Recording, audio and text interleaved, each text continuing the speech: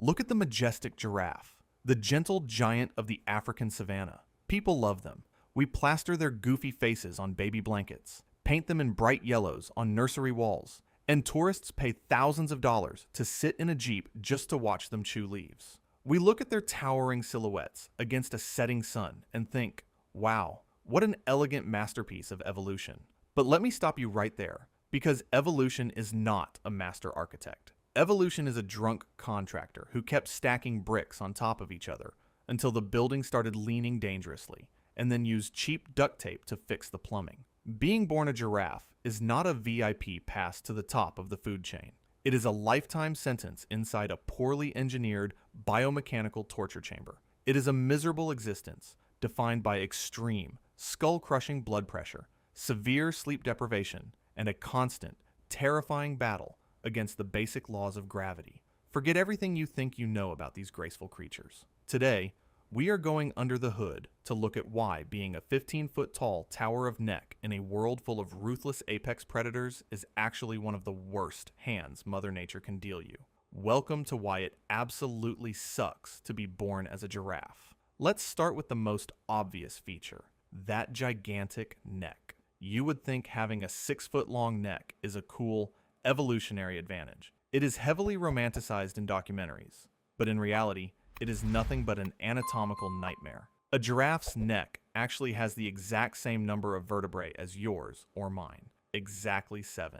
They are just massively elongated, making their entire neck stiff, rigid, and unyielding. They are so inflexible, they cannot even turn their heads all the way around to lick their own flank properly. But the terrifying horror show is happening deep inside their chest cavity. To pump thick, heavy blood straight up a vertical biological pipe against the relentless force of gravity all the way to their brain, you do not just need a regular heart. You need a heavy-duty, industrial-grade water pump. A mature giraffe's heart weighs up to 25 pounds, or roughly 11 kilos. It has thick, muscular walls and beats up to 170 times a single minute. This monstrous organ is forced to generate a resting blood pressure roughly 2.5 times higher than a healthy human being. If you suddenly had the resting blood pressure of an average giraffe, your kidneys would instantly explode, your blood vessels would violently rupture, and your eyeballs would literally pop out of your skull. Their blood vessels have to be thick and heavily reinforced just to stop them from violently rupturing under the sheer force of their own heartbeat. And the skin on their long legs, it is so tight that it acts basically as a biological compression suit, specifically designed by nature just to stop all that heavy blood from pooling down in their lower extremities and swelling their legs into giant immobile water balloons. But the catastrophic design flaw of this biological tower reveals itself the very second gravity shifts its direction. Imagine you drop a simple pen on the floor, you bend over, you pick it up, and you stand back up. It is incredibly simple for us. If a giraffe bends its head down to the ground, that massive 25-pound industrial pump in its chest is suddenly firing highly pressurized blood directly downhill, straight into its tiny brain.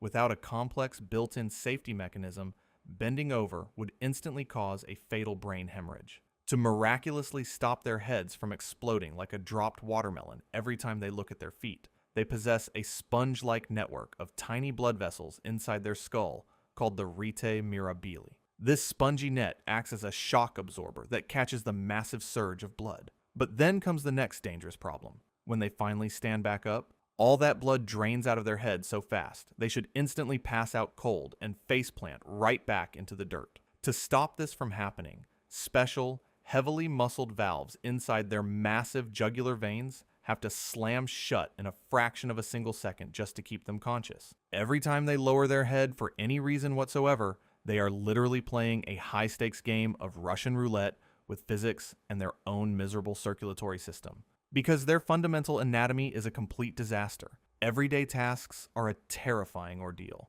Let's talk about drinking a simple sip of water. Because their massive neck is slightly shorter than their long legs, a giraffe cannot simply reach the ground with its mouth.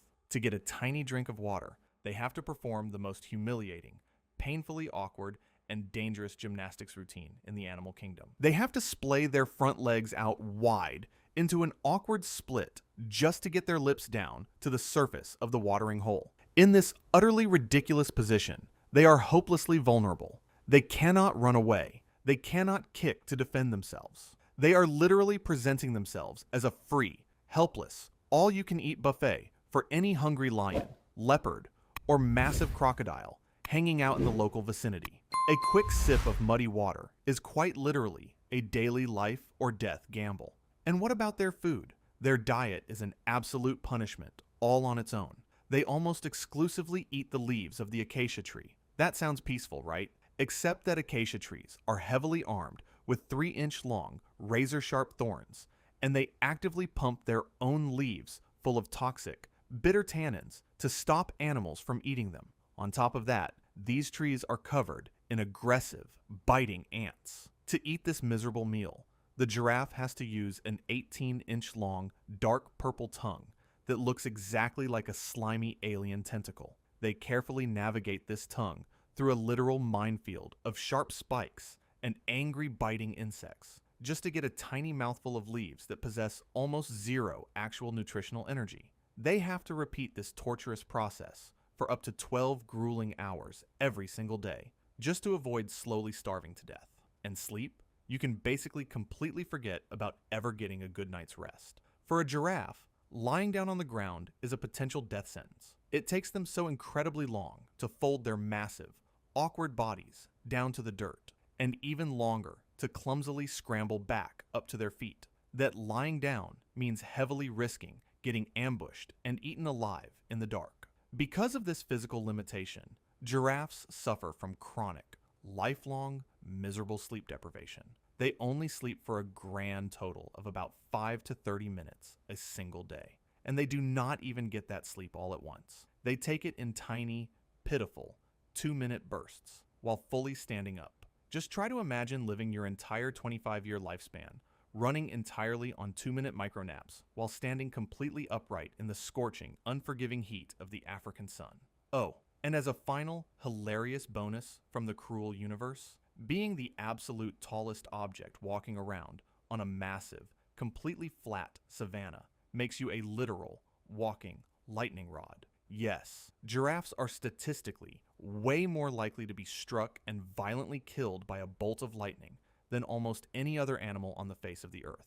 Mother Nature literally smites them directly from the heavens just for standing there. But surely, creating the next generation makes all of this agonizing suffering completely worth it, right? Spoiler alert, it really does not. Let us look at exactly how male giraffes find a willing mate. A giant male giraffe will slowly approach a female and literally headbutt her directly in the bladder until she is forced to urinate. He then catches her hot urine directly in his mouth, sloshes it around, and tastes it using a specialized organ just to see if she happens to be ovulating. If she is not, congratulations, buddy. You just drank a giant mouthful of hot pee for absolutely no reason whatsoever. When massive males actually have to compete with each other for a female's attention, they engage in a bizarre and horrific practice known as necking. It is brutal, bone-shattering, gladiatorial combat. They violently swing their 600-pound, 6-foot-long necks exactly like giant medieval flails, using the hard, bony horns located on the top of their heads to smash directly into each other's ribs and lower jaws. These incredibly violent fights routinely result in completely shattered jaws, permanently broken necks, and agonizing death. But the absolute peak of the miserable giraffe life experience is the actual process of giving birth. A heavily pregnant mother, giraffe, gives birth completely standing up. This means that a newborn baby giraffe's very first experience in this cruel world is a terrifying 6-foot freefall in the dark, landing forcefully face first onto the rock-hard African dirt. Welcome to Earth, little kid. You have exactly 20 minutes to desperately figure out how your wobbly legs work and stand completely upright, or a pack of laughing hyenas is going to come over and eat you entirely alive. To be born as a giraffe is to live an entire life, permanently teetering on the edge of total physiological collapse. You are a 3,000-pound, wobbling tower of extreme blood pressure, severe insomnia, and hopelessly awkward proportions. You spend your entire life constantly dodging hungry lions while trapped inside a ridiculous body that actively wants to give you a massive aneurysm every time you drop a piece of food on the ground. Your main source of food actively fights back. You have to drink water looking like a broken, discarded folding chair, and nature uses you as a biological lightning rod for target practice. So the absolute next time you drop your mobile phone on the ground and have to simply bend over to pick it up, be grateful. Be very, very grateful that you can do it without your eyeballs instantly popping completely out of your skull and rolling across the floor. Because being born as a giraffe absolutely, undeniably sucks. Subscribe, or I will personally headbutt your bladder.